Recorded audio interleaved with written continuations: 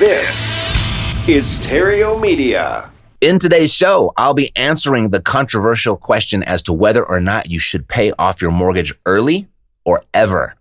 Likely not if you have aspirations of retiring early, so I'll let you in on the winning secret game of the 1% and how they do it, and then you can decide which path you'd like to follow. And then the mortgage forbearance will be ending, and you may be wondering, what are these 5 million homeowners going to do?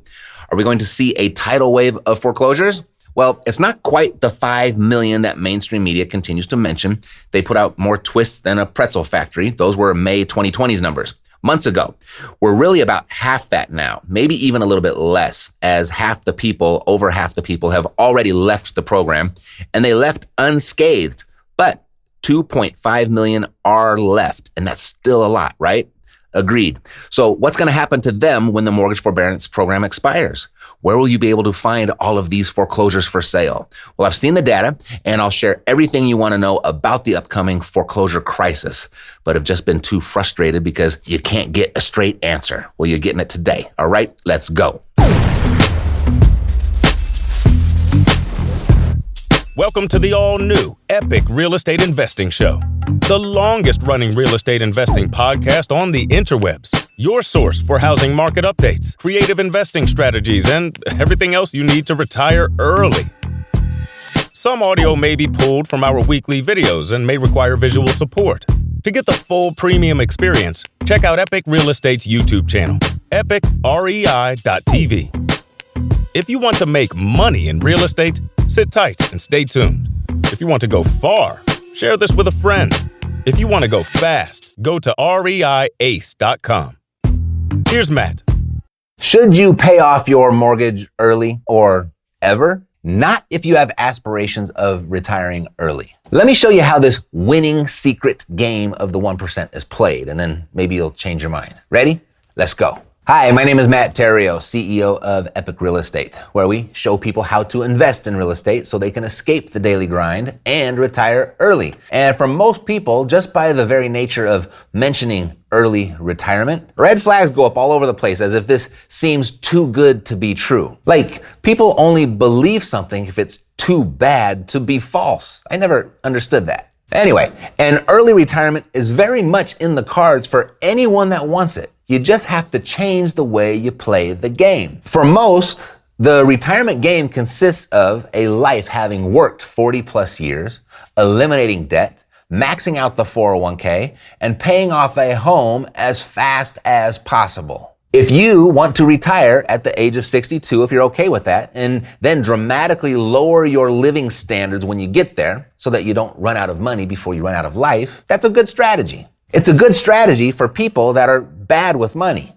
And it's time-honored wisdom even. I mean, you hear it from Dave Ramsey, Susie Orman, and just about every other certified financial planner on the planet. People that listen to their advice are playing to not lose. And per the Department of Health and Human Services, 95% of the people playing that game, ironically, do lose. And further, playing this game steals your most precious asset, your time, and ultimately, your life. But if you want to enjoy more of your life while you're young enough to do so, without concern of running out of money, there's a different strategy for that. It's playing to win. And it's playing this game where winners are created. I mean, we know them as the 1%. Well, it's 74% of the 1% if you want to get specific. And this game works like this. Rather than focusing on eliminating debt, get more of it. Rather than save your money in a 401k, stream your money in an asset. Rather than paying off your home, keep borrowing against it. Craziness, right? No, stay with me. You'll see. And don't get mad. It's just math. Here, this is something anyone can do. Start with your primary residence. If you've owned it more than 12 years, you've likely got some equity. A lot. And you can start this right now. But first, if you don't own a home, get one. An FHA loan only requires 3.5% down, and you'll get a nice 30-year fixed loan for the rest. You can make this happen in almost every state of the union with less than $25,000. I mean, here in Vegas where I live, we're talking $10,000 down, maybe even a little less. Now, you're not going to live in a mansion, but it doesn't matter. you won't be there long anyway. You see, using the debt on your house and never paying it off can certify you financially independent and make you wealthy. And I'm going to walk you through it, but you've got to have a house first. So get one if you don't. All right, we're going to focus on 3 economic concepts: arbitrage, inflation, and the law of 72. So first, arbitrage. It works like this. We're going to borrow money from our home via a refinance or a home equity line of credit, say at 5%. And we're going to purchase an income property where the income pays us 10%. That 5% difference in the middle there, you get to keep that. This is arbitrage. You're benefiting from this arbitrage of leveraging 2 loans. That's right, a mortgage, debt. Debt can be good when used correctly. Now, 5% is nothing to throw a parade over, but it's better than nothing. But no one's getting rich off of 5%. And this was just an example of arbitrage.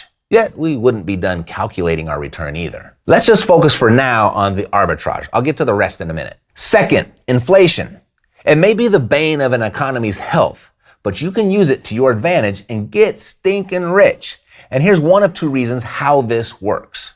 As inflation eats away at the value of your debt, your mortgage, over time, inflation will increase the amount of rent that you collect from your property over time, thereby making the debt easier and easier to manage as time goes on. There's another part to this inflation that I'm going to get to shortly, but let's look at this 3rd economic concept, the law of 72. So this is a simplified formula that calculates how long it's going to take for an investment to double in value based on its rate of return. So if your property's average annual appreciation was 6%, and it was 24% last year, by the way, but we'll use 6%. Your property's value would double every 12 years. Considering our current inflationary environment as of the recording of this video, and the fact that historically real estate appreciation outpaces inflation, this doubling is likely to happen faster and faster. But we'll just be conservative and keep it at 12 years. So for just getting that one house, these 3 economic factors will play out and put the average person in a much better place financially than if they didn't do this. The average homeowner at the age of retirement is 40 times wealthier than the average non-homeowner. But even with that said, a single house is not going to make you rich.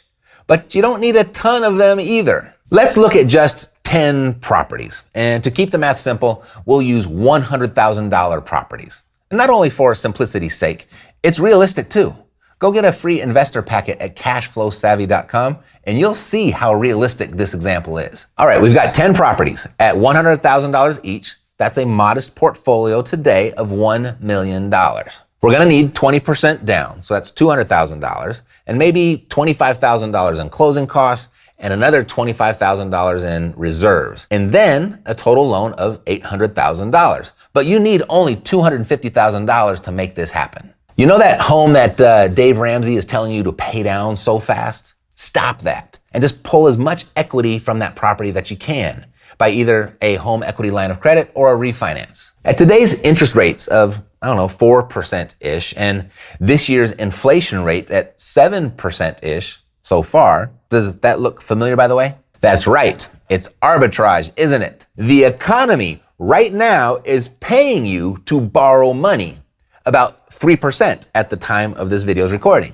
Now, if you don't have enough equity in your home yet, you might want to liquidate that 401k after you see what I show you so you could make up the difference. And that's despite the taxes and penalties even. Now, I already know that's sure to ruffle some feathers, but don't get mad. It's just math. Stay with me. Now, these 10 properties, they're going to pay you a monthly income of $250 per property. Times that by 10, that's $2,500 a month. And I understand that's likely not going to replace your income, but it'll certainly keep the lights on, it'll keep the tires rotated, and it'll keep the refrigerator stocked. Okay, so with our portfolio, let's stop there and do nothing else. Nothing else but just letting time do its thing. From here, you'll just manage the property managers that are managing your properties for the next 12 years. That's it. And at the end of year 12, we'll just check in on how the math played out. Per the law of 72, our $1 million portfolio is now worth $2 million. So far, so good.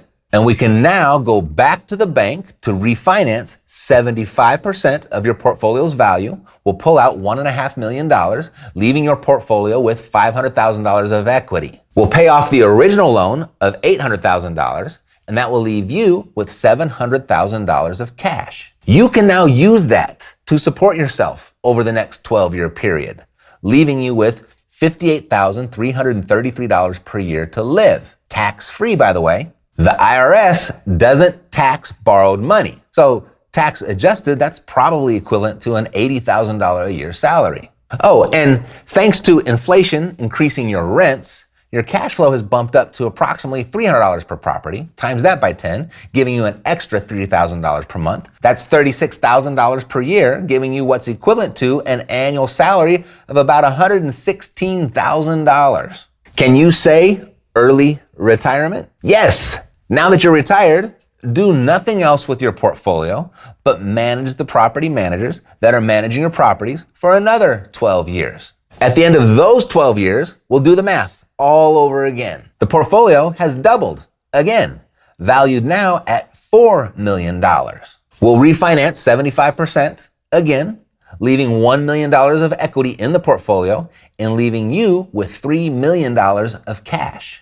You then pay off the $1.5 million mortgage, and then you put $1.5 million of cash in your pocket. You're gonna need some big pockets. You can now use that to support yourself over the next 12-year period, giving you $125,000 a year of tax-free money to live on, tax adjusted to approximately, $160,000 salary. And then we're likely up to $400 of cash flow per property, times that by 10, giving you an extra $48,000 per year, totaling what would be equivalent to a salary that paid you, $208,000 a year. Can you live on that? And could you do it all over again in 12 more years? If you started when you were 20, you're only 44 years old at this point. If you started when you were 30, you're only 54 years old. If you started when you were 40, you're only 64 years old. If you started when you were 50, you're only 74 years old.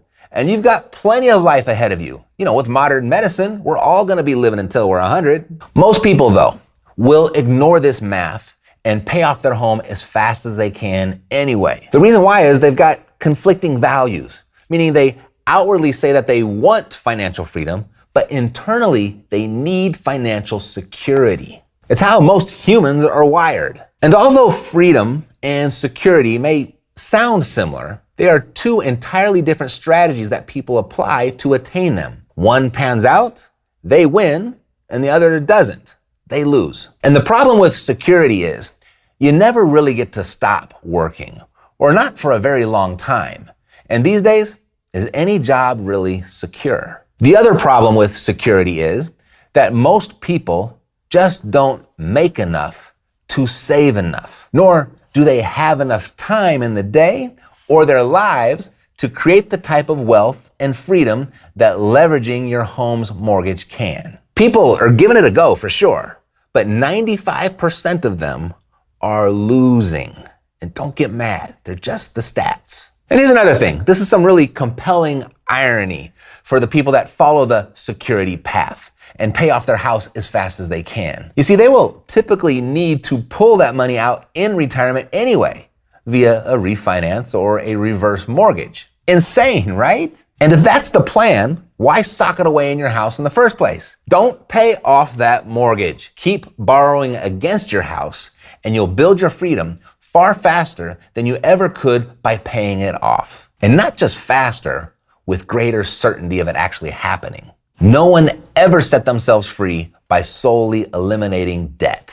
Now, this takes a bit of education, but not much. So invest in yourself too. Like my financially free students. There's Brad, Enrique, Josh, Brendan, and Mackenzie, to name a few. You see, at Epic Real Estate, we know that most people are living a life of financial sacrifice and betrayal. So we've built a system that creates an opportunity for one's money to work harder for them than they did for it, saving them and their families from a lifetime of financial worry. We'll be back with more right after this. If you've always wanted to try meditation but think to yourself, when would I have time? You should check out Headspace. Headspace is your daily dose of mindfulness in the form of guided meditations in an easy-to-use app. Headspace is one of the only apps advancing the field of mindfulness and meditation through comprehensive, clinically validated research. Headspace really can help you feel better. Overwhelmed? Headspace has a 3-minute SOS meditation. Need help falling asleep? Use Headspace wind-down sessions. And parents, Headspace has morning meditations you can do with your kids. Headspace works for you, on your schedule, anytime, anywhere. Headspace is meditation made simple. Go to headspace.com/C-Suite for a free 1-month trial. You'll be able to access Headspace's full library of meditations for every situation. This is the best deal offered right now. Head to headspace.com/C-Suite today.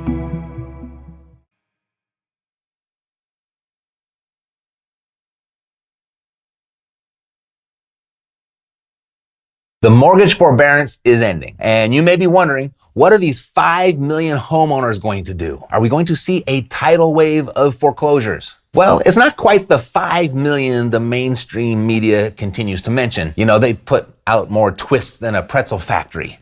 Those were May 2020's numbers. As you can see here, we're about half that now, as people have already left the program, and they left unscathed. But 2.5 million are left, and that's still a lot, right?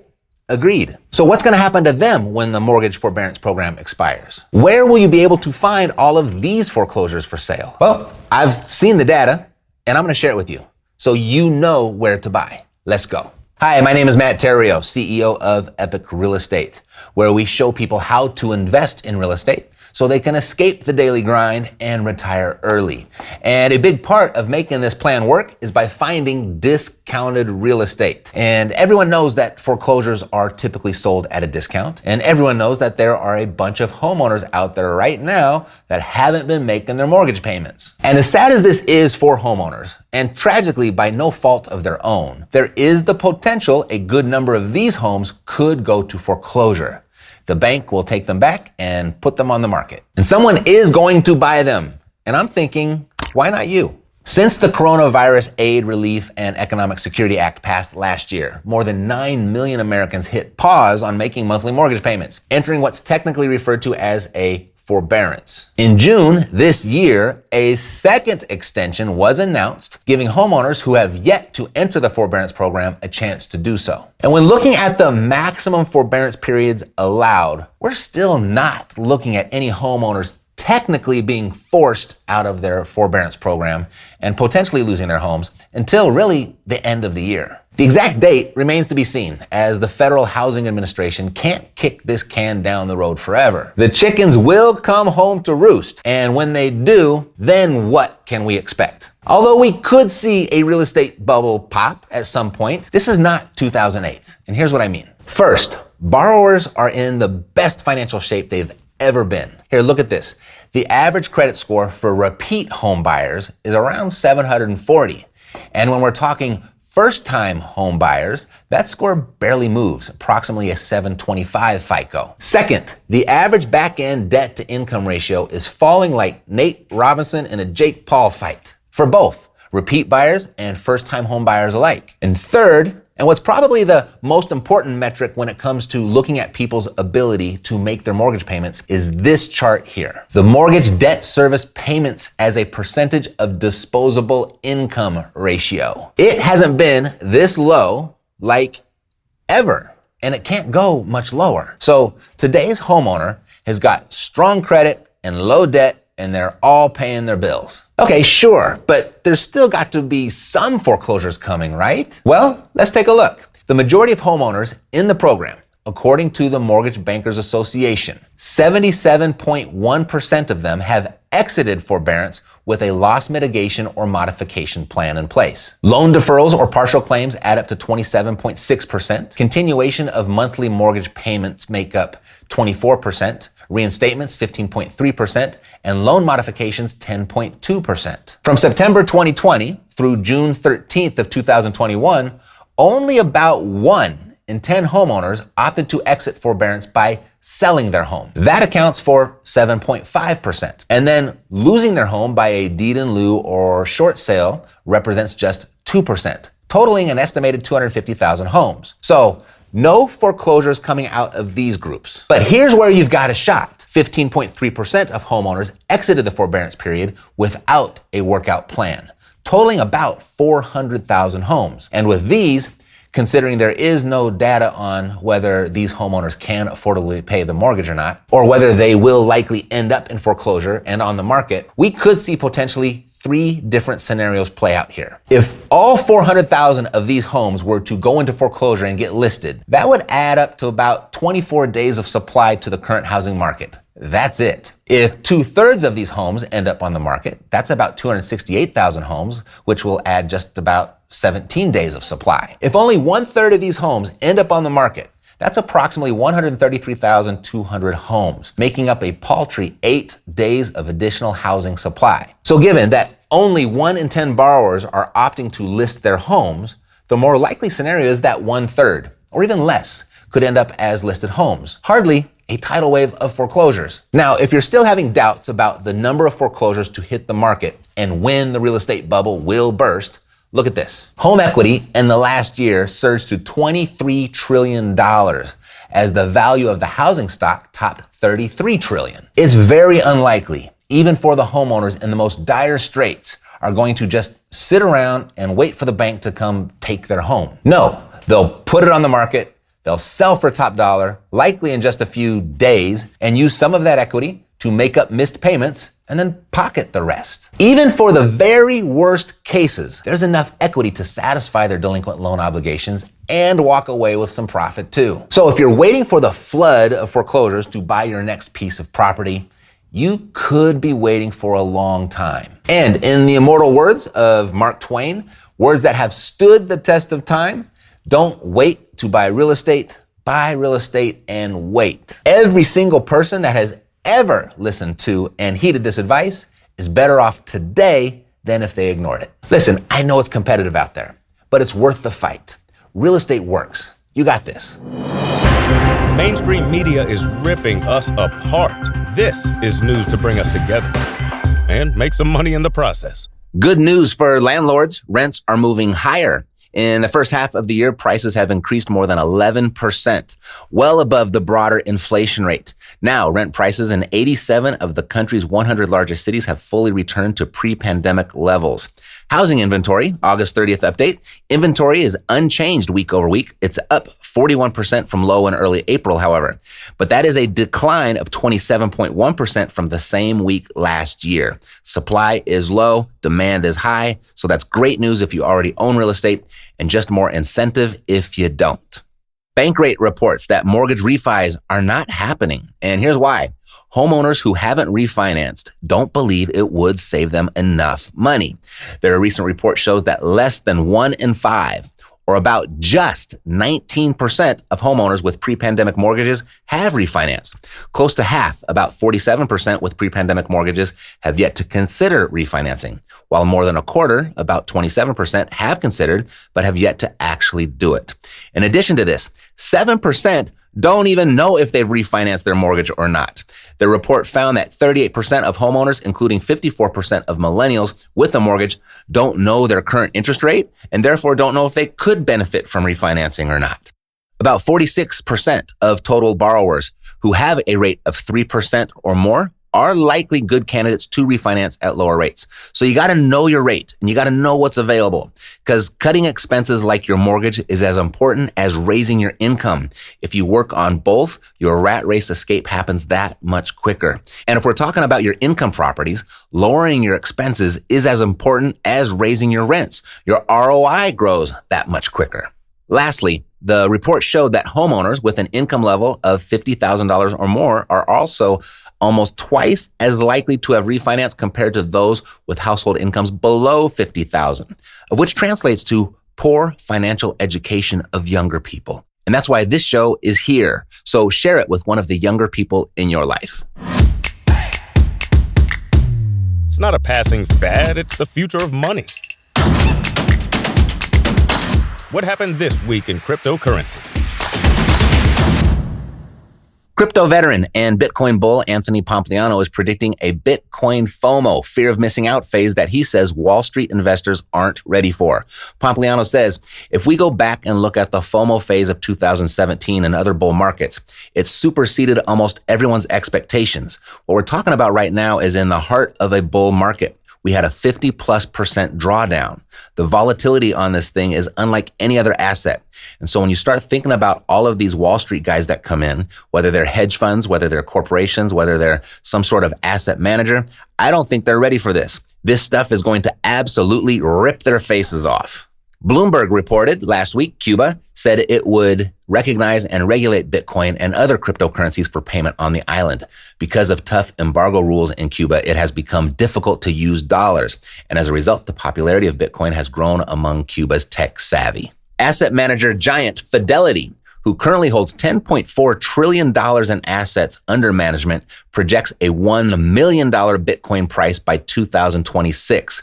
The explosion in wealth that will occur as Bitcoin gains in value will create a new class of billionaires. The pseudo-anonymous Bitcoin analyst called Plan B gave his 704,000 Twitter followers an update on the notorious stock-to-flow Bitcoin price model. Plan B stressed on August 27th that the next months will be key, as he believes the Bitcoin stock-to-flow model predicts a minimal $100,000 by Christmas, and also predicts Bitcoin continues its 10-plus year path and does another 10x in 4 years. In other trending Bitcoin news, Bitcoin bull and bear cycles to become a thing of the past, according to on-chain analyst Willy Woo, who says he sees Bitcoin as being in its last cycle before entering a new era where Bitcoin no longer has obvious bull and bear markets. I don't think we're going to have these normal 4-year cycles again. I'm calling this the last cycle. And people will think that's very somber and bearish, but no, I mean like this thing does a drunk walk of ups and downs, trending upwards as it finds its adoption for indefinite amounts of time.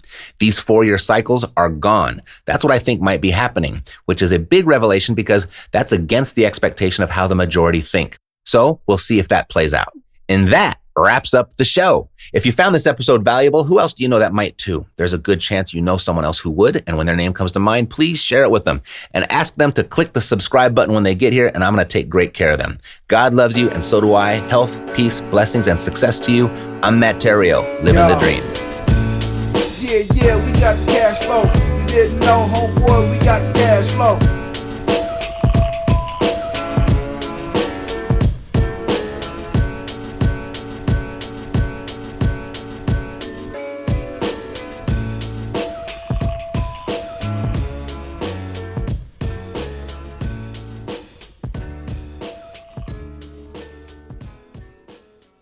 This podcast is a part of the C-Suite Radio Network.